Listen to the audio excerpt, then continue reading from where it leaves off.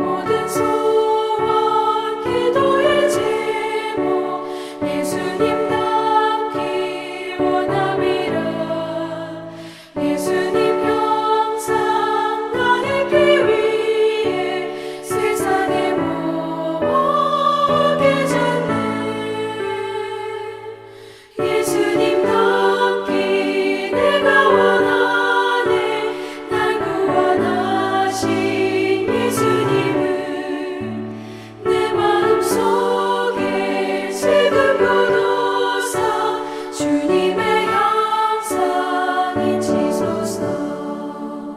무한한 사랑 풍성한 긍휼 슬픈 자 위로하시는 주. 길 잃은 죄인 부르는 예수 그 형상 닮게 하옵소서.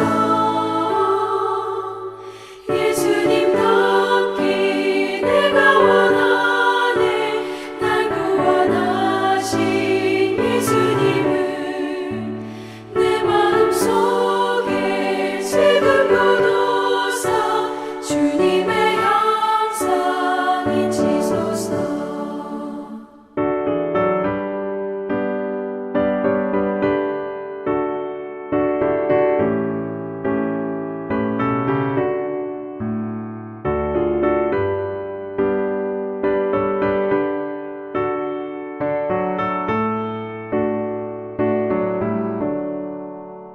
겸손한 예수 거룩한 주님 원수의 멸시 참으시사 우리를 위해 고난을 받은 구주를 닮게 하옵소서. 예수님 닮기 내가 원하네. 날 구원하신 예수님을 내 마음속에 지금 교도사 주님의 형상 인치소서.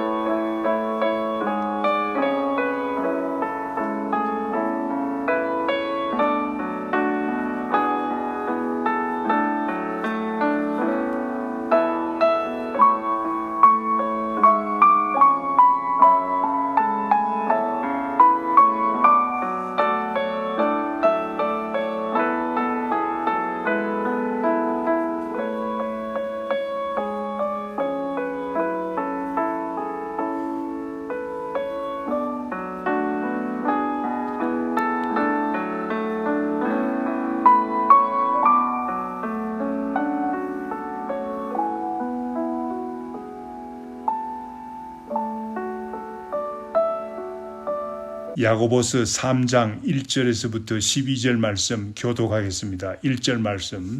내 형제들아 너희는 선생된 우리가 더 큰 심판을 받을 줄 알고 선생이 많이 되지 말라.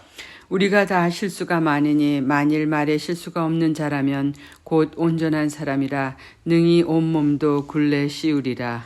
우리가 말들의 입에 재갈 물리는 것은 우리에게 순종하게 하려고 그 온몸을 제어하는 것이라.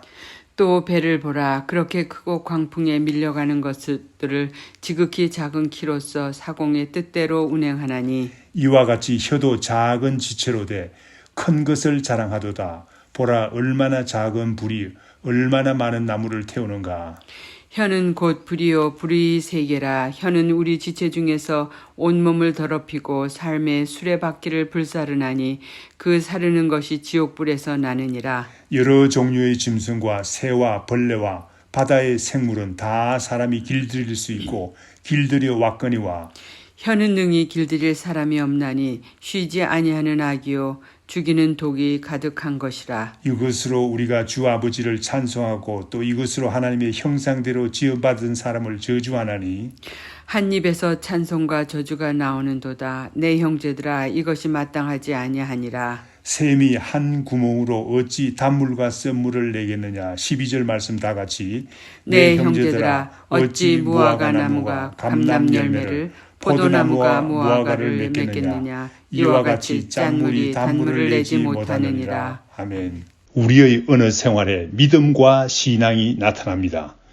성경 말씀에 선한 사람은 그 쌓은 선에서 선한 것을 내고 악한 사람은 그 쌓은 악에서 악한 것을 내느니라 라고 했습니다. 마태복음 12장 35절 말씀입니다.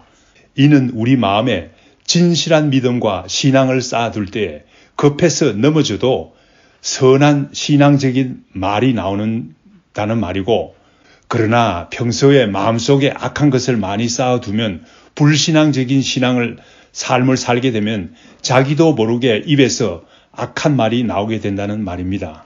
나아가서 우리 신앙인은 우리의 입으로 복음을 전하기를 원합니다. 잠언 15장 4절 말씀에 보면 온순한 혀는 곧 생명나무이지만 패역한 혀는 마음을 상하게 하느니라 라고 했습니다.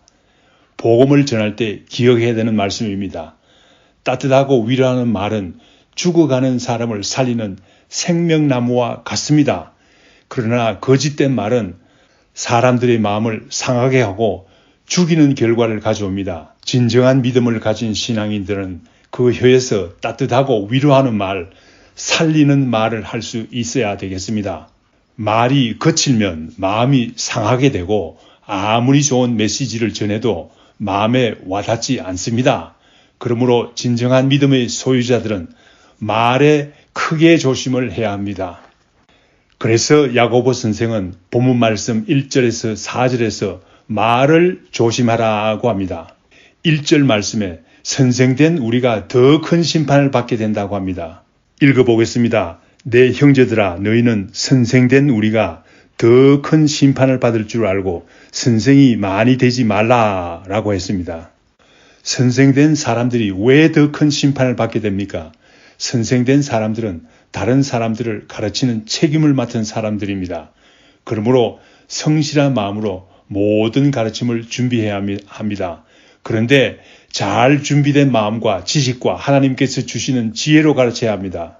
그러나 많은 경우에 선생의 위치에 있다 보면 성실하게 준비하지 못하는 경우가 많습니다. 불성실한 마음과 기도 없이 가르치다 보면 잘못 가르치는 일이 많습니다. 그러므로 하나님 보시기에 합당하지 못한 말도 많이 하다 보면 심판을 받을 많은 말을 하게 된다는 말이 아니겠습니까?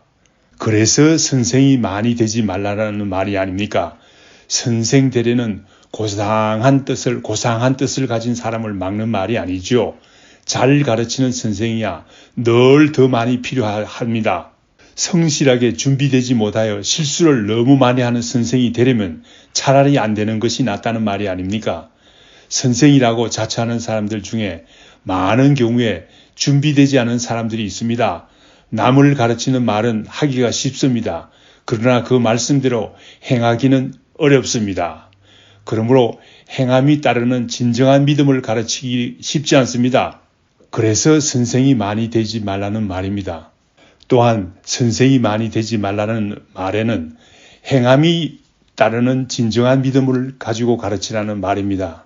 선생이 많이 되지 말라는 말은 말만 많이 하지 말라는 말입니다. 행함으로써 가르치는 바를 보여줘야 한다는 말입니다. 선생같이 말만 많이 하다 보면 2절 말씀과 같이 실수를 많이 하게 됩니다.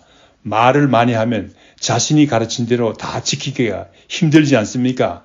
다 지키지 못하지요. 그러므로 자연히 실수를 많이 하게 됩니다. 왜냐하면 가르치는 사람이 자기가 한 말을 자기가 다 지킬 수가 없지요. 이와 같이 많은 사람들이 실수가 많습니다.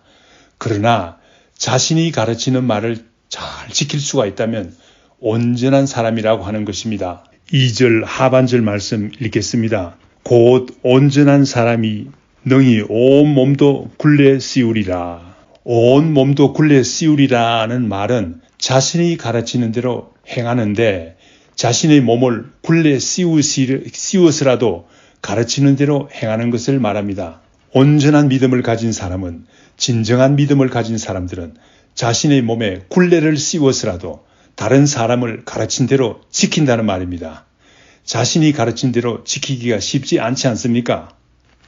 본문 말씀 3절에서는 온몸에 굴레 씌우는 한 예를 보여주고 있습니다. 3절 말씀 읽겠습니다.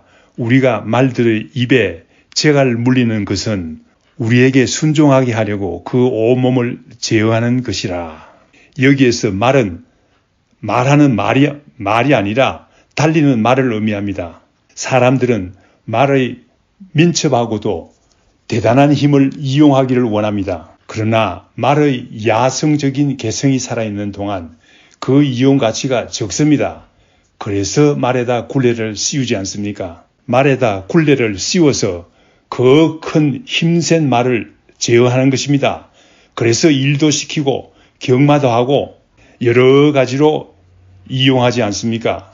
말에 굴레를 씌워서 대단히 유용하게 말을 사용하는 것 같이 우리 입도 굴레를 씌운다면 대단히 유용하게 사용할 수 있습니다. 온전한 사람이 되는 것이죠. 이와 같이 자기 입에 스스로 굴레를 씌워서 말을 조심하는 사람이 행함이 따르는 진정한 믿음이 있는 사람이라는 말입니다. 야고보서는 진정한 믿음을 가르치는 책이라고 말하지 않았습니까? 본문 말씀 4절에서 8절에서는 말을 하는 혀는 작지만 큰 영향을 미친다고 합니다. 혀는 작은 존재입니다. 그럼에도 불구하고 막강한 영향력을 행사합니다. 이 사실을 증거하기 위해서 야고보 선생은 혀를 배에 달려있는 키와 불에다 비유하고 있습니다. 야고보 선생은 4절에서 배와 그 키에다 혀를 비유하고 있습니다. 4절 말씀 읽어보겠습니다. 또 배를 보라. 그렇게 크고 광풍에 밀려가는 것들을 지극히 작은 키로서 사공의 뜻대로 운행하나니. 바람에 밀려가는 배와 그 배의 키에다 혀를 비유하고 있습니다. 큰 배가 있습니다. 배가 크지만 바다에 광풍이 불면 배가 광풍에 밀려다닐 수밖에 없지 않습니까? 그러니 얼마나 어려운 상황입니까? 그러나 그런 가운데서도 노련한 사공은 배의 키를 잘 조정함으로써 바람을 이기고 그 배를 운전하여 안전하게 목적지까지 끌고 갑니다. 이와 같이 혀를 잘 사용하면 아무리 어려운 환경에서도 벗어날 수가 있다는 말입니다.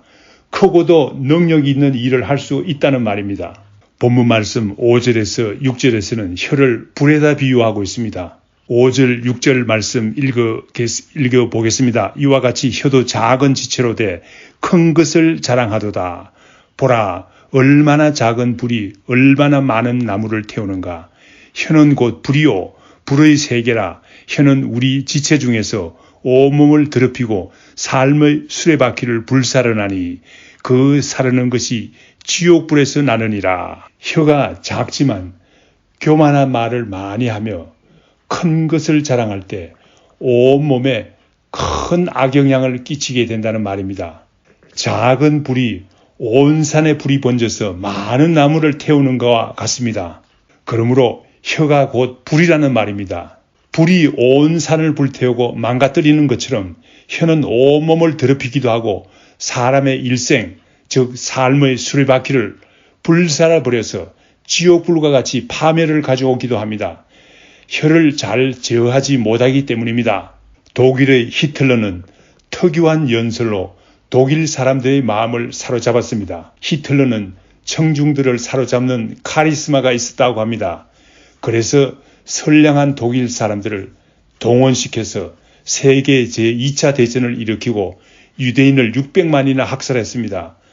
독일을 파멸로 이끈 바로 장본인이 되고 말았습니다.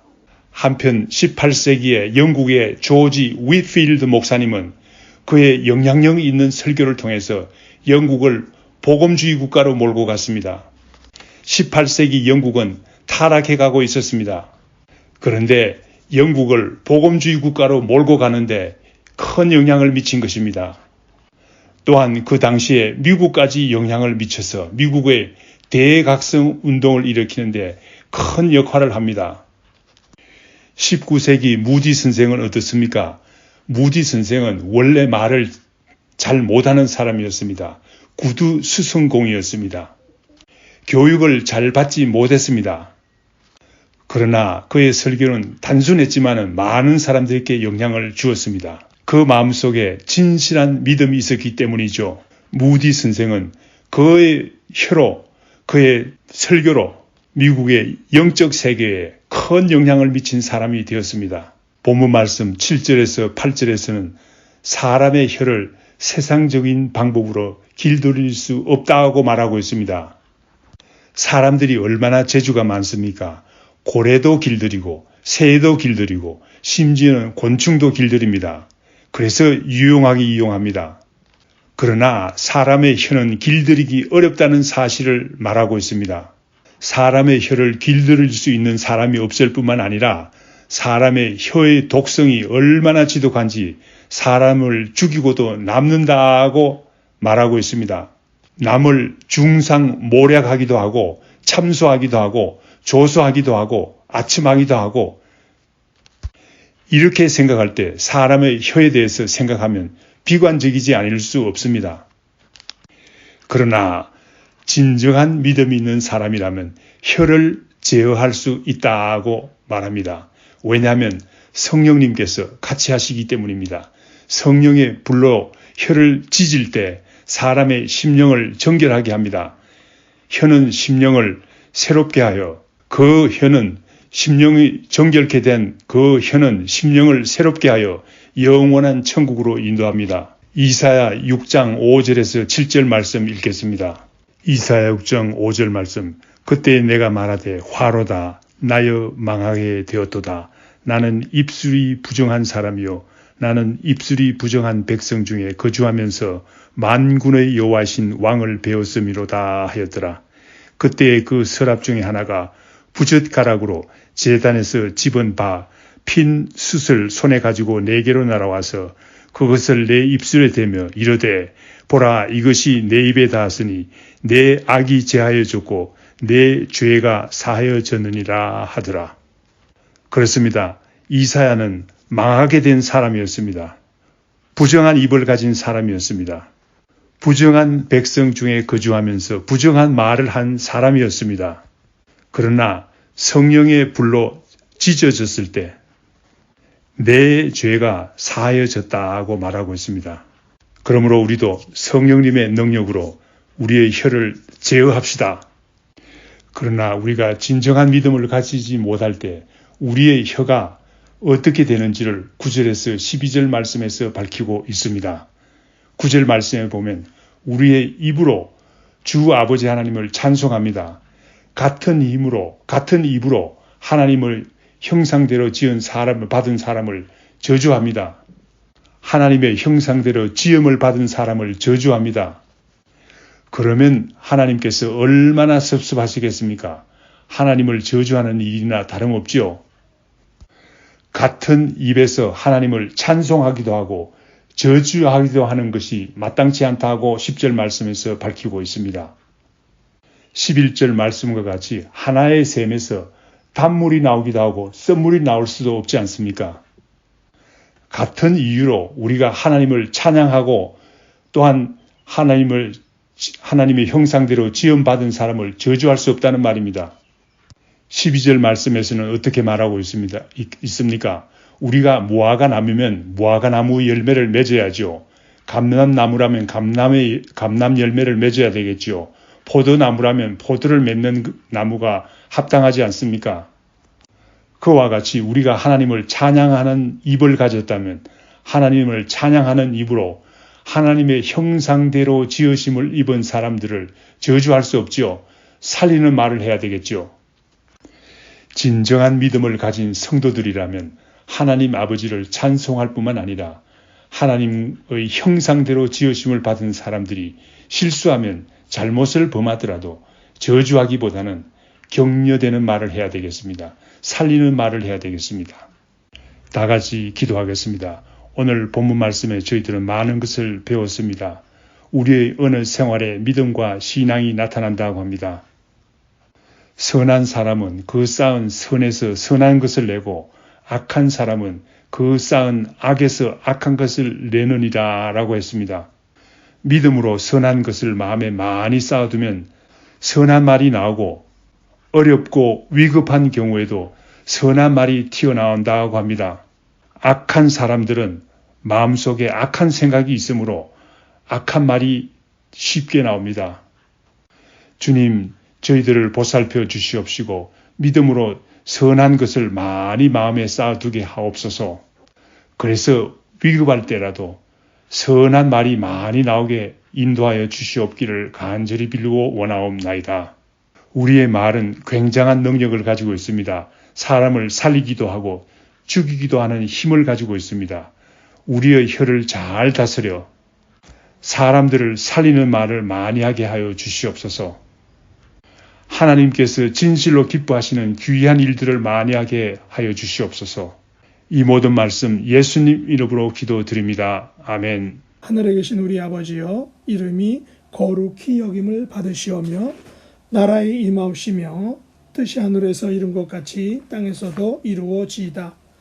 오늘날 우리에게 일용할 양식을 주옵시고 우리가 우리에게 죄 지은 자를 사하여 준 것 같이 우리 죄를 사하여 주옵시고 우리를 시험에 들게 하지 마옵시고 다만 악에서 구하옵소서. 대개 나라와 권세와 영광이 아버지께 영원히 싸움나이다. 아멘.